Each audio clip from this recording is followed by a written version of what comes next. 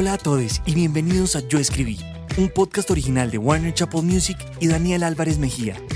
En este nuevo episodio tenemos a Santiago Cruz, uno de los artistas más importantes de Colombia. El cantante y compositor tolimense es un nombre indispensable dentro del panorama de la música pop internacional, con múltiples reconocimientos en los últimos años. Entre ellos, contar con 4 trabajos discográficos nominados al Latin Grammy. Ha publicado 8 álbumes de estudio y 2 DVDs en vivo, además de un EP. Como compositor, ha escrito canciones para artistas como Morat y ha colaborado con artistas como Cani García, Vicente García y Alejandro Sáenz, entre muchos otros.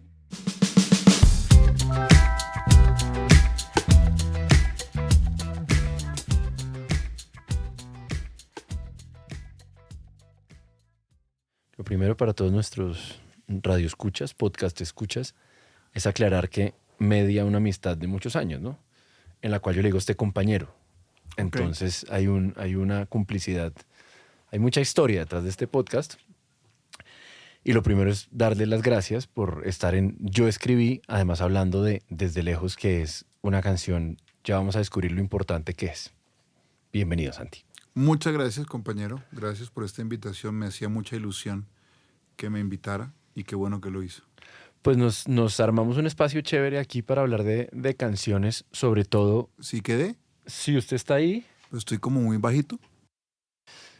Pues nos armamos un espacio chévere con este podcast a hablar de canciones y estamos en un proceso muy bonito de simplificarlo, de hablar de canciones desde lo que la gente puede entender como la creación de algo, la creación además de algo que la gente conoce también, que es las canciones y esa canción.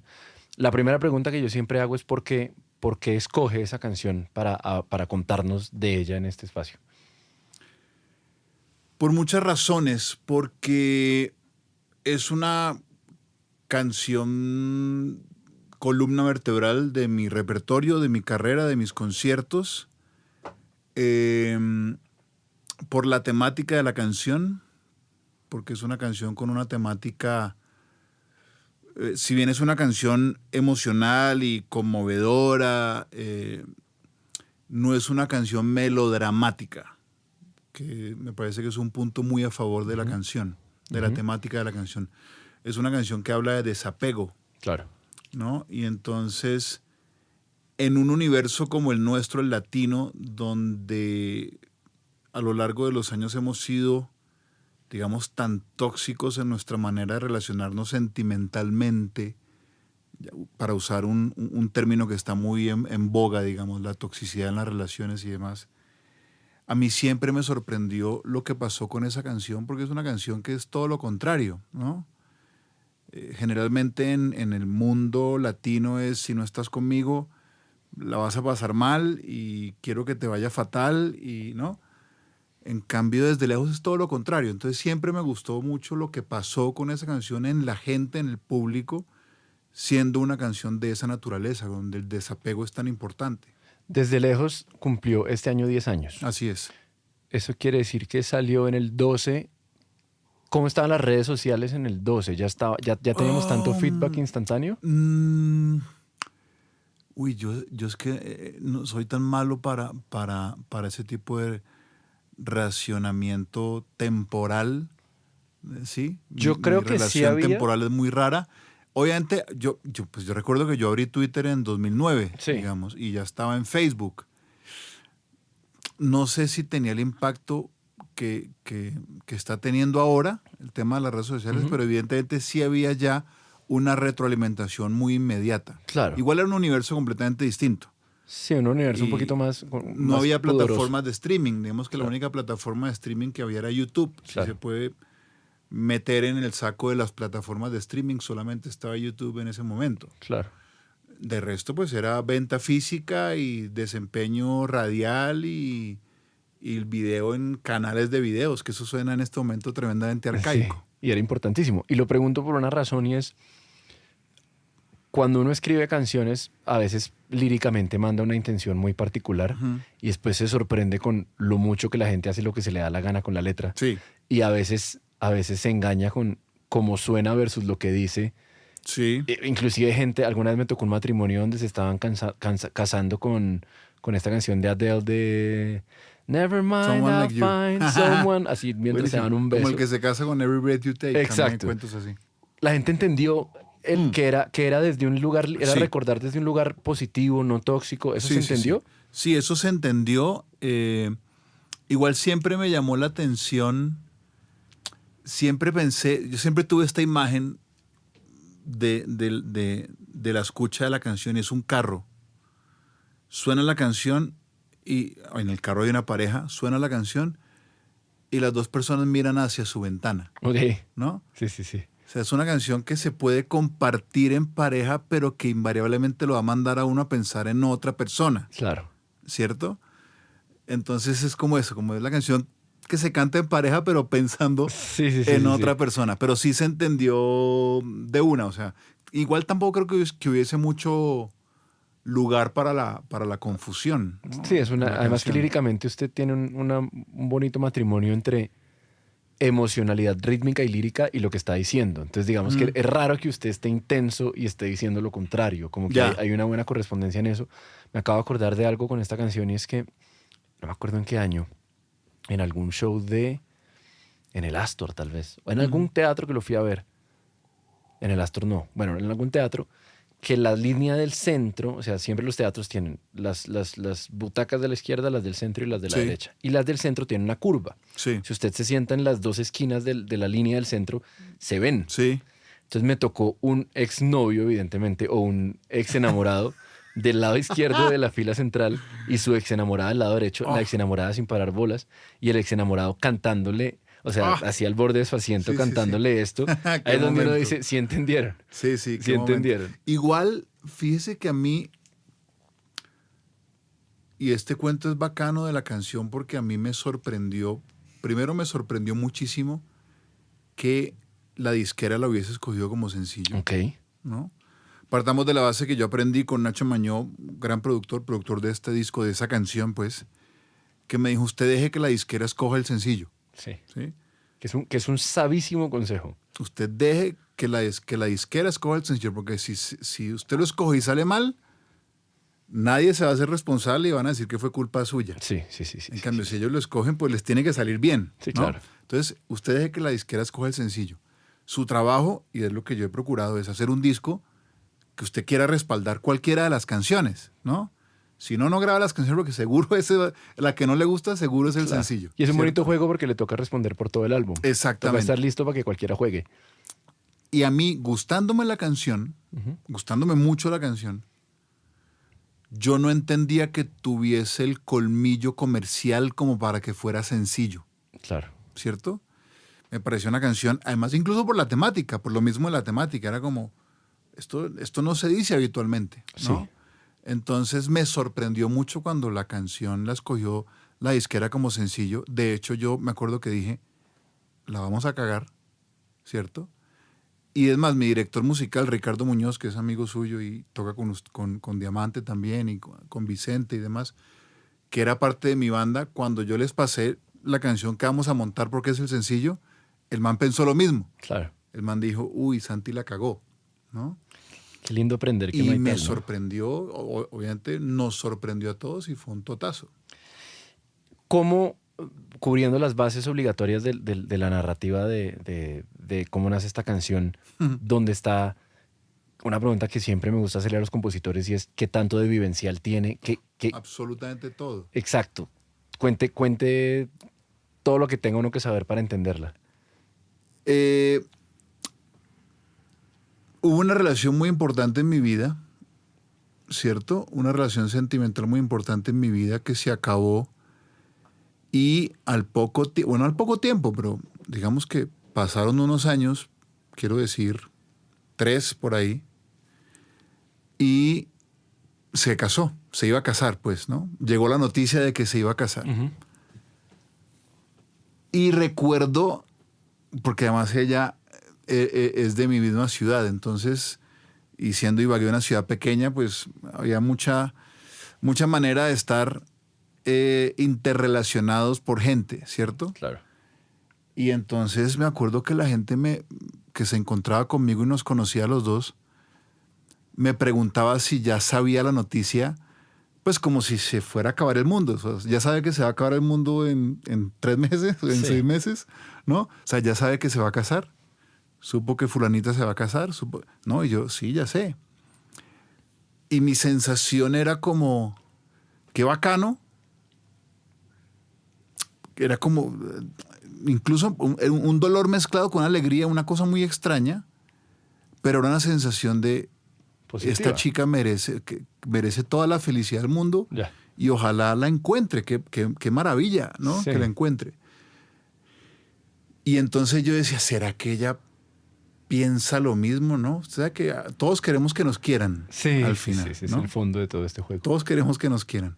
Entonces, yo quiero que ella sea feliz. ¿Será que a ella le pasará lo mismo?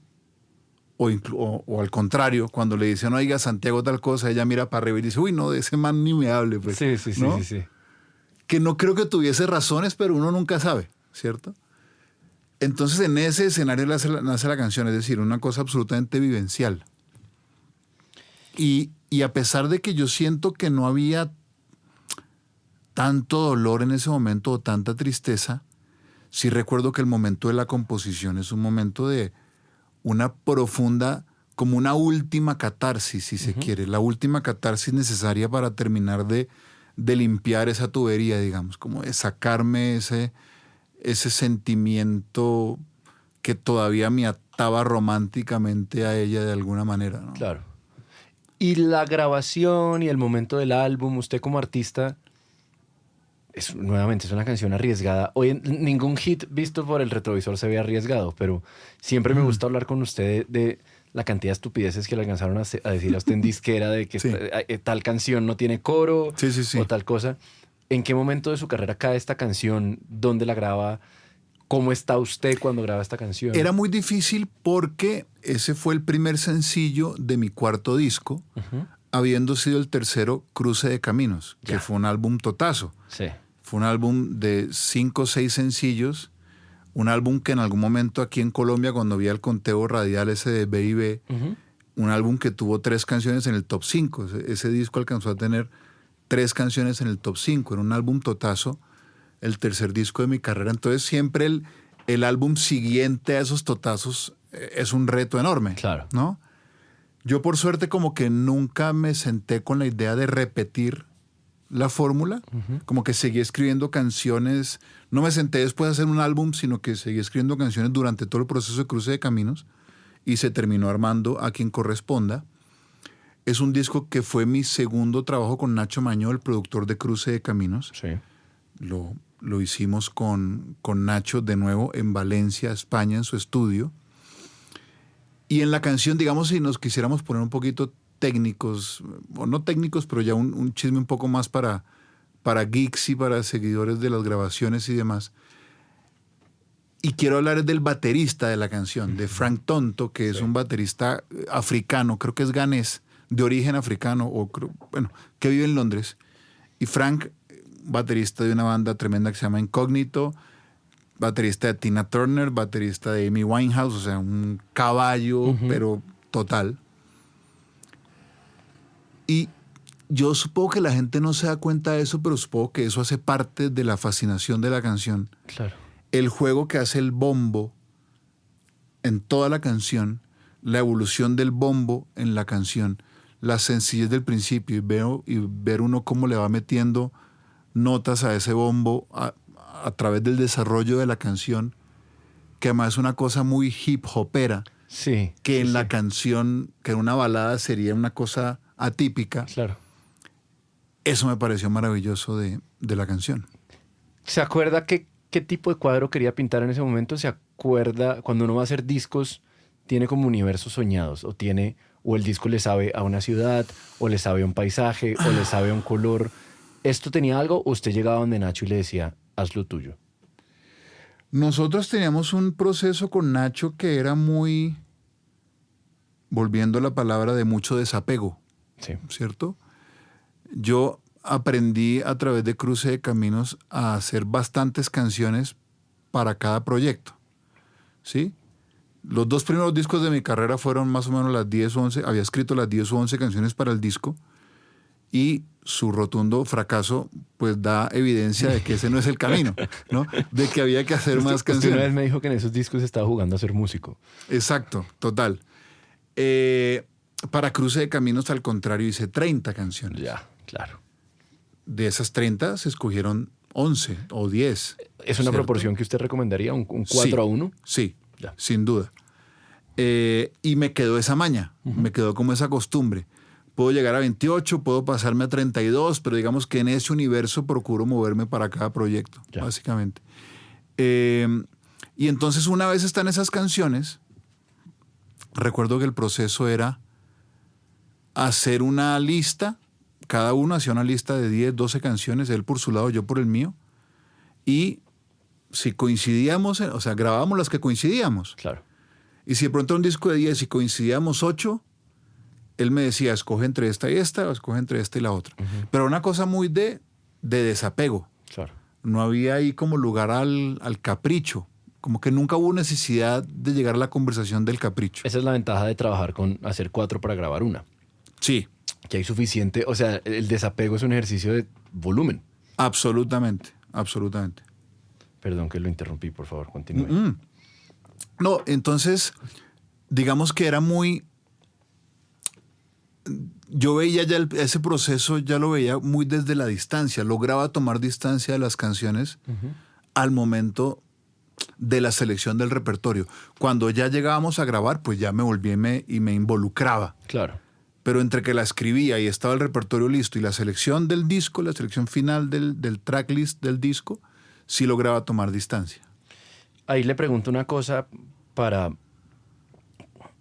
que yo creo que se lo preguntan muchos compositores. Lo primero, usted es otro claro ejemplo de los que hemos oído aquí y de los que conoce uno de favorecer hacer muchas canciones. Eso hace que cada canción sea menos preciosa. Y le hago una pregunta que yo pienso mucho. Para mí las canciones y las películas se juzgan la mañana siguiente. Sí. ¿Sí? Andrés Torres dice que uno no debe, o sea, que uno la mañana siguiente ya no debe estar ni ahí, ya debe estar en la próxima canción. Sí, pero sí. digamos que uno se para y si está pensando en la película que vio anoche, la película caló, y si se acuerda de la canción que escribió anoche, ahí tiene algo especial. Le pasa mucho que por la noche, en una mezcla de cansancio, emoción, Sí. siente que tiene un 11 sobre 10 y se levanta y tiene un 5 sobre 10. Sí, sí. Sí, un montón de veces. Es decir, no. También siento que he pulido mucho, a mi entender, el oficio. Y a veces me cuesta trabajo amigar eso con lo que se espera de la canción. ¿Me Sí, explico? Sí. Como que me gusta el proceso. Digamos que, a ver, durante la mayor parte de mi carrera, yo lo que más disfrutaba de todo el proceso de hacer música era sustentar en vivo lo que se había creado, Claro. ¿cierto?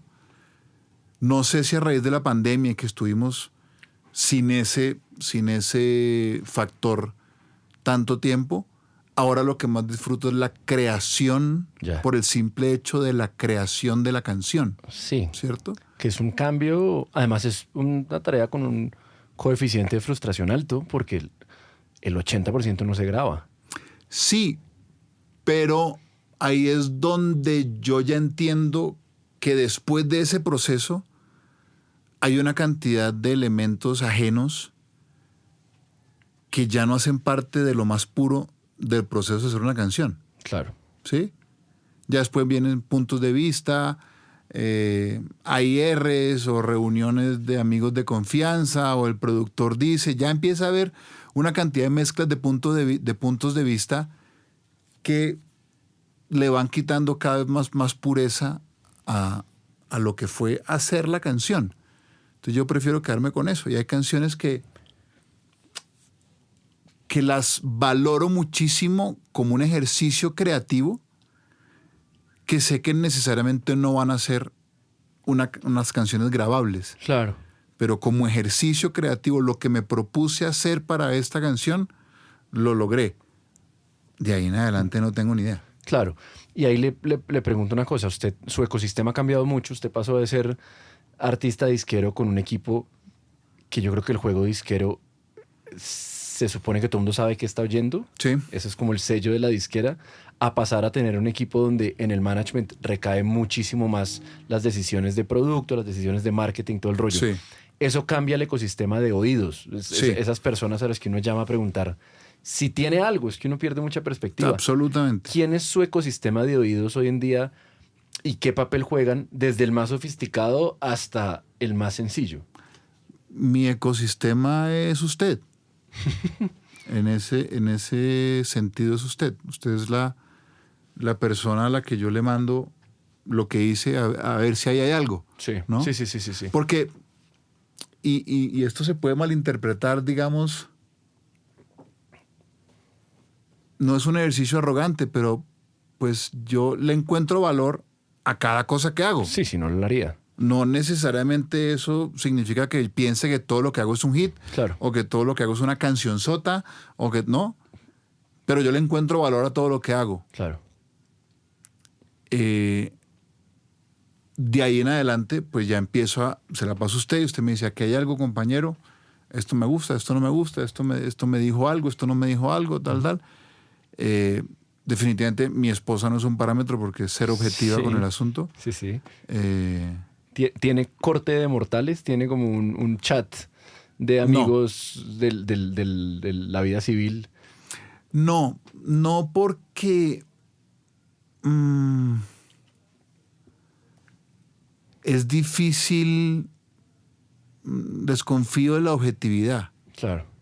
Incluso de la mía, pues la mía no existe, digamos. Sí. Yo no logro ser objetivo con eso, ¿no?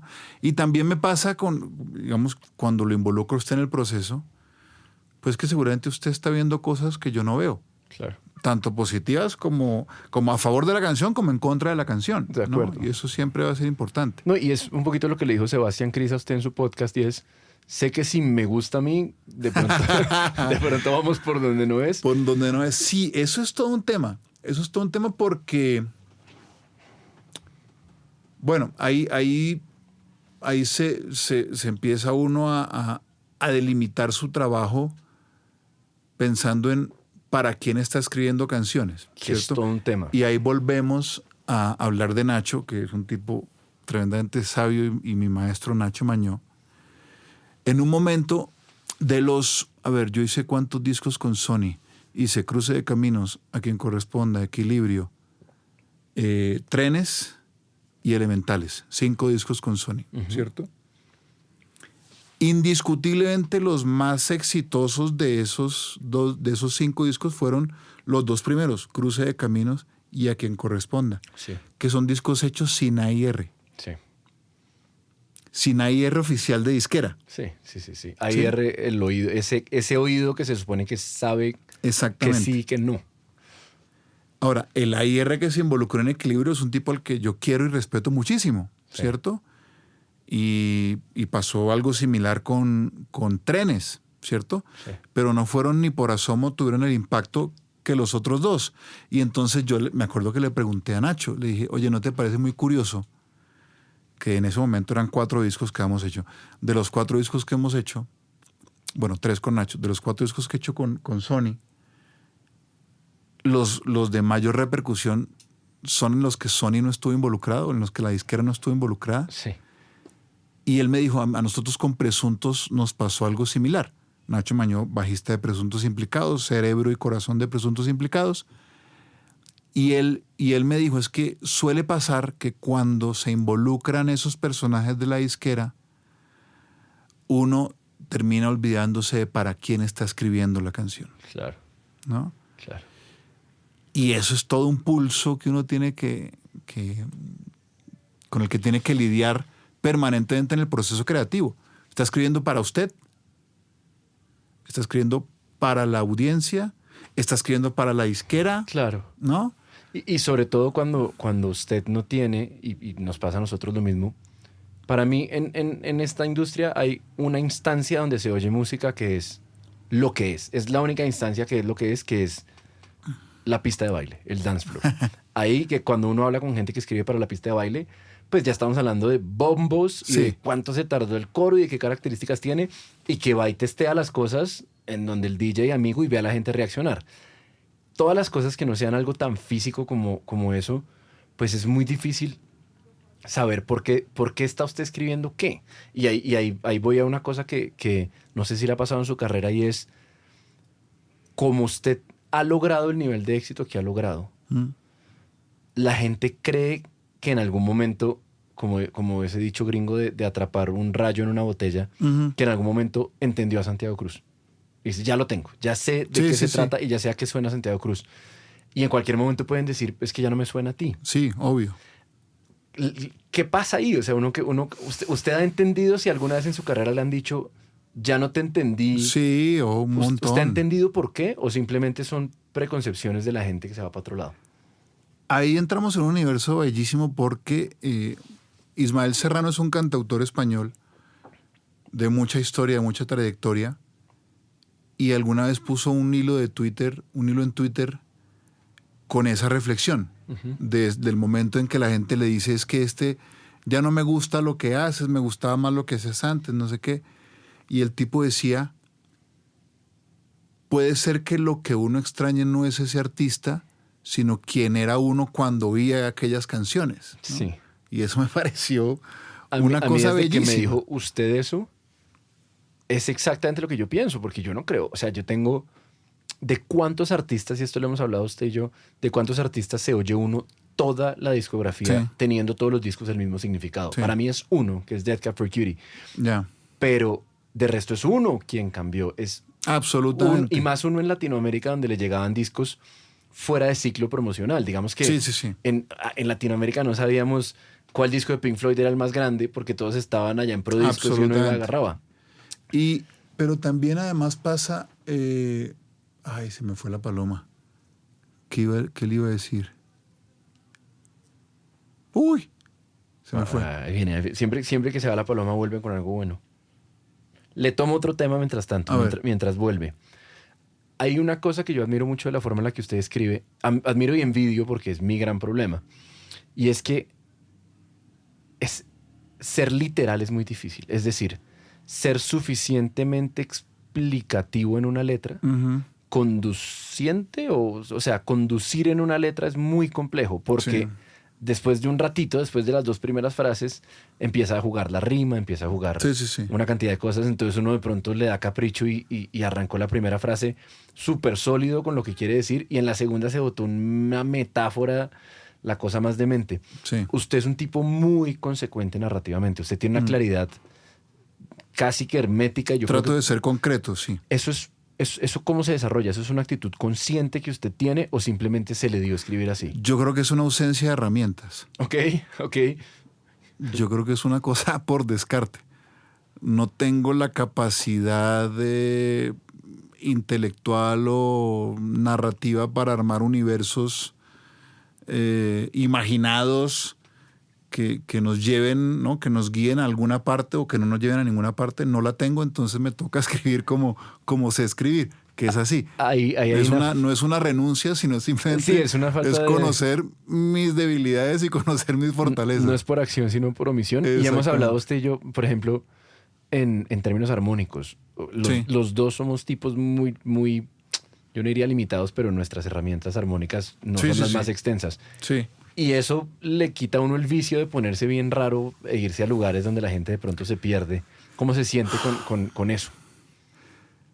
A mí sí, personalmente me gustaría conocer mucho más de las reglas. Sí. No necesariamente para usarlas todas, sino para saber cómo quebrarlas en función de la canción. Ya. ¿Cierto? Eso me gustaría. Y digamos que he procurado en lo poco que he ido estudiando o alimentándome, procuro hacer algún truquito, ¿cierto? Ya. No. Cuando yo trato de escribir una canción, no es un asunto de lo que usted me decía de los primeros discos. No quiero demostrar que sé de armonía. Claro. ¿Sí? Claro. Quiero demostrar que sé escribir una canción. Ya me acordé de lo que se me dio la paloma. Y es, al final en este camino, la audiencia, el público o el mercado, cualquiera que sea su decisión, hay gente que lo va a juzgar y gente que no, ¿cierto? Sí. Es decir, le van a reclamar que se quede haciendo lo mismo. Usted ahorita decía, el artista que la gente lo entendió y luego se perdió, ¿cierto? Hay artistas que incluso uno dice, bueno, ese tipo lleva haciendo la misma canción o ese grupo lleva haciendo la misma canción no sé cuántos años y Está bien. pues tiene una carrera fantástica, ¿cierto? AC/DC ad infinitum. ¿Cierto? Entonces, y hay gente que dice, oiga, qué pereza este tipo que viene haciendo la misma canción toda la vida, Sí, ¿cierto? Sí.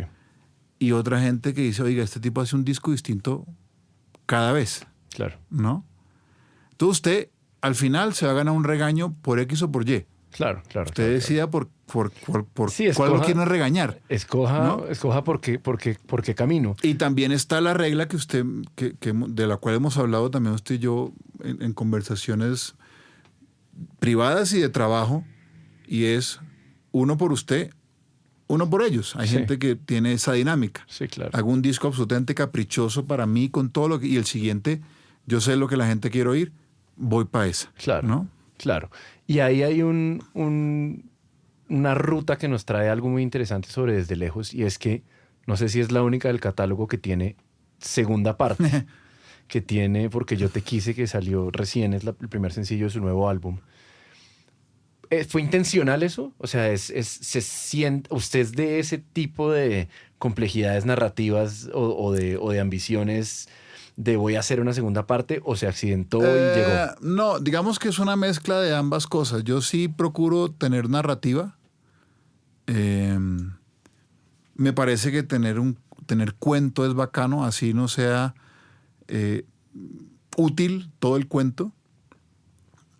Pero a ver, por ejemplo, en estos días leía que Tarantino, del libreto de Érase una vez en Hollywood, a DiCaprio le entrega el libreto y le entrega además un texto que era incluso más largo que el libreto de la construcción que él había hecho de su personaje, Vaya. de Dalton, Wow. ¿no? Y esa fue la razón por la cual DiCaprio quiso hacer la película. No el libreto, Ok. sino la historia que Tarantino le ha contado de Rick Dalton, Claro. ¿cierto?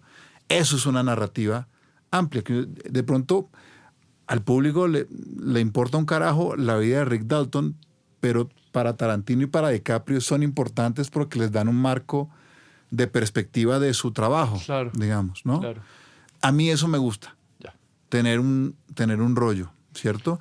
Y la única canción que tiene una segunda parte oficial como tal es Desde Lejos con Porque Yo Te Quise, pero a raíz de eso me puse en el ejercicio de tratar de narrar una relación sentimental en todos sus estadios a través de canciones de mi repertorio, desde que se conocen, se presentan, se enamoran, se encacorran, pelean, vuelven y ya se dejan y todo. Sí.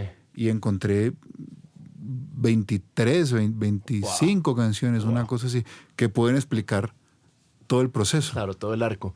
Hay una cosa que me gusta de Porque Yo Te Quise, y es que también hay un puente estético con Sí. Desde Lejos, y yo lo explico de esta forma. Cuando usted me mostraba los discos de Nacho, yo siempre le decía como, a mí me gusta el mundo de arreglos de Nacho, porque yo me imagino un cuarto finito de un tamaño, Sí, un cuarto que empieza y termina, y hay unos elementos en ese cuarto que usted mapea rápido, y esos son los elementos que lo acompañan a usted en la canción o en el disco. sí. Obviamente, la música hay momentos donde uno quiere tener un cuarto finito y hay momentos donde uno quiere ser sorpresa cada 30 segundos de la canción. Quiero tener un elemento que usted no había oído antes. Esto que está haciendo Juan Pablo Vega con este álbum, se parece en eso. Sí. Es un cuarto diferente, el tamaño es diferente, el papel tapiz es diferente, la luz es diferente, pero otra vez es un Sí. universo finito donde usted puede señalar a la gente que está oyendo. ¿Hay algo de consciente en esto? Absolutamente. cuando nos sentamos a hablar con Juan Pablo me dijo, es que cuando yo pienso en usted, pienso en una banda, ¿sí? Y a él le gusta mucho el sonido de esos discos que hice con Nacho. Ya. Entonces digamos que si hay una intención a ir, no, más bien a rendir un homenaje a ese momento, no querer repetirlo, Claro. pero sí rendir un homenaje a ese momento. Claro, claro. A mí me inspira mucho como eso. Hay música que le dan a uno ganas de hacer música. Sí. Y a mí este nuevo ciclo me da ganas de hacer música. Me da ganas como de... Porque suena como un ciclo menos... Hay veces que uno está escribiendo como enamorado de lo que puede hacer. Y Sí. hay grandes artistas que se les nota, se les brota como... este es el disco donde te descubriste genial y te lo estás demostrando. Sí. Estos son canciones muy generosas, canciones que parecen escritas para corear y para ser dueño Sí. de ellas. ¿Esto es una actitud consciente o es el momento de su vida? Ahí hay una conjunción de muchas cosas porque quiero decir también que hay una renuncia, volviendo al concepto del desapego, y lo de porque yo te quise me da pie para decirlo, y es que yo sentía que tenía las canciones en el repertorio. Ya. Yo había escrito las canciones, tenía, no sé cuántas tenía, pero tenía más de 20, 22 canciones que había escrito y que sentía que, pues, que se podían revisar, ¿cierto? Y claramente Juan Pablo sentía que faltaba algo. Y entonces me pidió coescribir, que nos sentáramos a escribir, no solo con él, sino con otras personas. Y yo estaba muy reacio a hacerlo, muy reacio a hacerlo. No quería. Digamos que venía herido del espíritu colaborativo que está imperando en este momento en la industria, que lo siento mucho más mafioso que colaborativo. Sí. ¿Sí? Los siete writers en Exactamente. Entonces, como que a regañadientes le hice caso, Sí. sobre todo porque me planteó sentarme con gente pues, que quiero, como Villamil de Morat, y porque yo te quise el resultado de no haberme encaprichado en decir, para mí está el disco, Claro. y haber cedido al ojo del productor a buscar algo más. Claro. O sea, me decía,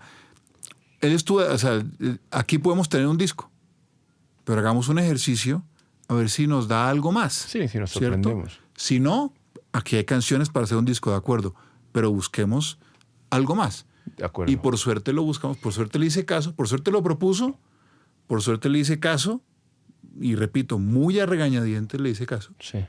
Y terminó saliendo porque yo te quise, que es una canción que anda solita, camina solita. Sí, es una es delicia. muy fluida. Es una delicia de tocar, Muy además. fluida.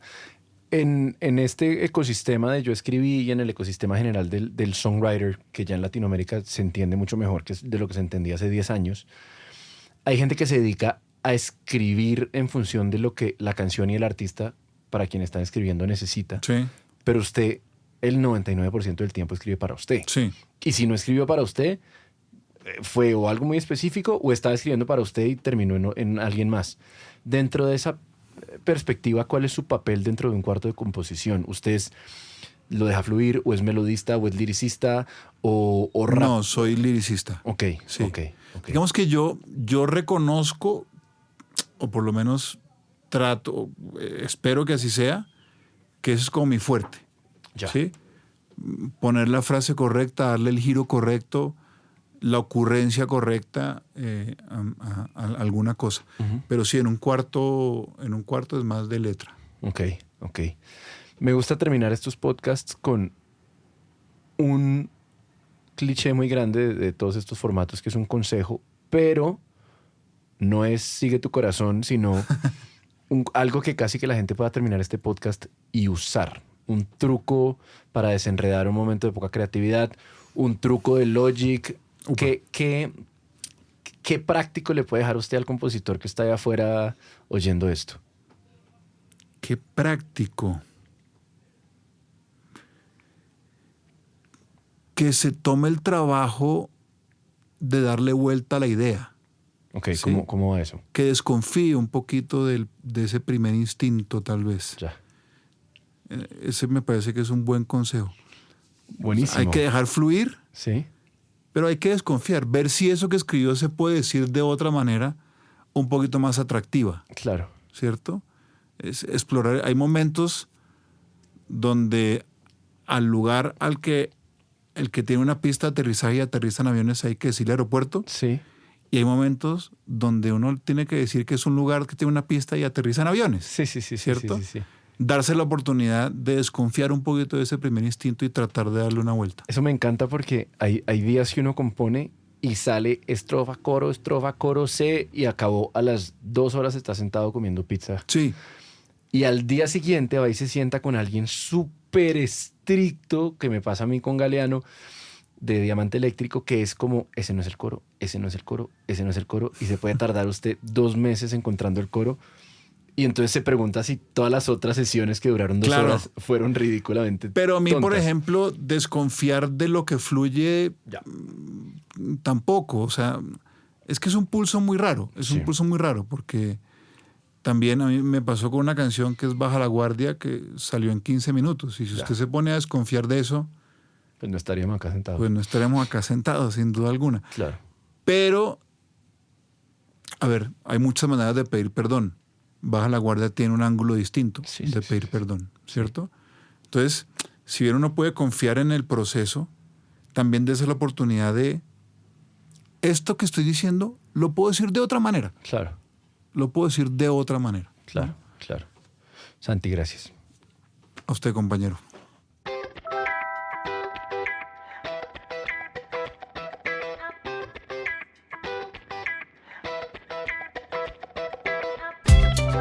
No se pierdan el próximo episodio de Yo Escribí el podcast. Producción Isabela Gómez. Edición Mateo Pinilla. Un podcast original de Daniel Álvarez y Warner Chappell Music.